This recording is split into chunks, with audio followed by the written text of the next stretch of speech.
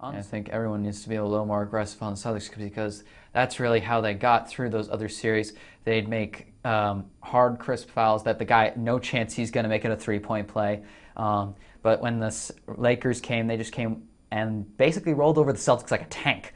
You know, they were the much more aggressive team. You could see the Celtics were really, tense on defense. I could feel it all the way in my living room while watching it because the Lakers were playing so aggressively. The Celtics need to match that. I mean, the problem is the refs in game one, they seem pretty sensitive to me. I mean, like the first 2 minutes, they already had 5 fouls total. Yeah, they were calling everything very tightly. Yeah, so. And I don't think that the refs should be doing that. They got to know that this is the NBA Finals. It's highly competitive battle. And these teams are very serious. They're the two best teams. They're very focused on winning it. And just a little tap on the arm, that's not a foul. It needs to be a hard foul, an obvious foul for it to be a foul. And for a technical to be called, it needs to be serious. It can't be two guys get tangled up and yell at each other a little bit. That's not doesn't deserve. To be honest, they didn't even yell at each other. They were both trying to get out of there. Yeah, I mean, considering what those two have been through together, their rivalry over the years, I'd give them, one good star from a kindergarten class or something. They were not misbehaving in any way. I thought the double technical was absolutely wrong. Yeah, that was crazy. That obviously shouldn't have been issued. I mean, if they're going to give technicals, the two have to be really going at it, really mad at each other. They didn't even talk to each other. They just got up and walked away, and because they got tangled playing a little defense, playing a little offense, going for the rebound, they called it. That's crazy. Yeah. But going back to your point on the aggressiveness,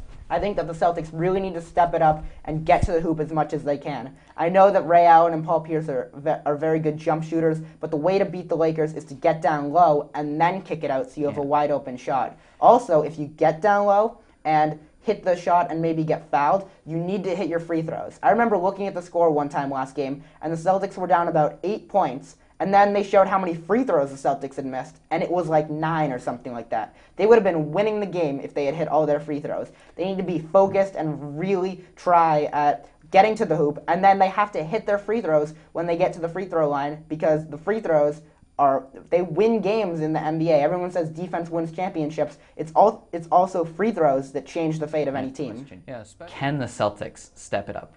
Do you think that they can? Yeah, I believe they can. I think that they're a very intense team. They've been there before. They have veterans that know what it takes. The Celtics and the Lakers were the only two teams in the playoffs this year who really, one, legitimately had a chance of getting to the finals, and two, had people who knew how to do it, who had been there before and could win the entire championship. I think that the Celtics can step it up, and I'm going to predict them to win Game 2 tonight. So I'm going to ask you, what's your prediction for tonight?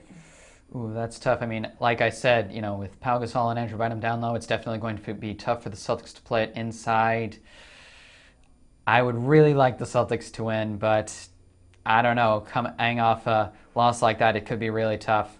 So I'm not entirely sure. I think, like I said before, they need to be able to make passes inside, those little give and goes and whatnot, if they're going to get shots inside against Pau Gasol and Andrew Bynum, because you just can't pull like the kind of moving around tricky layup kind of stuff that Rajon Rondo's been doing for a while. But that stuff just isn't going to work against guys like Pau Gasol and Andrew Bynum. They got a really strong defense, so I don't know. I honestly don't know, but I have my doubts, unfortunately. So who do you feel is going to win the series?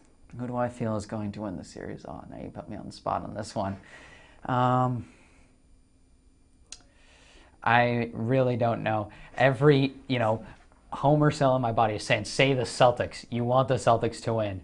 But I don't know, because right now, after game one, the Lakers, even when they weren't hugely ahead, it looks like they were dominating. The Celtics just looked like they were getting, owned out there. And I'm going to base it off game 2. If they can turn it around and actually give the Lakers contest, even if they don't necessarily win, if they can keep it close, if they can make it look like they're fighting back, then I will have faith in the Celtics' ability to come back. But if they don't do that, then it's over. Well, I think that the Celtics are going to win this series, and here's why. I feel like the Celtics played their worst basketball they have played throughout the entire playoffs in Game 1 in this series, and they didn't lose by that much. I think that the Celtics if they play a little bit better, and I think they will. I think they're revved up, ready to go. You obviously expected the Lakers to win Game 1, to come out intense in Game 1 in their own arena, but I think the Celtics have gotten over that, are ready to play, they can rev it up, and I really think that this is their year once again, and I feel that they can win the championship and beat the Lakers, especially tonight. Also, if they win tonight, I think the series is pretty much over, because they travel back to Boston after tonight. And even though the Celtics were a better road team than home team this year, I don't see them losing many games at home. Maybe they lose one at home and they go back to LA up 3-2. And then they only have to win one out of the last 2 games. So tonight's game is really a big part of whether they win or lose the series, and I'm picking them tonight and in the series. Lastly, I want to say that the Celtics, overall, I think they have a better team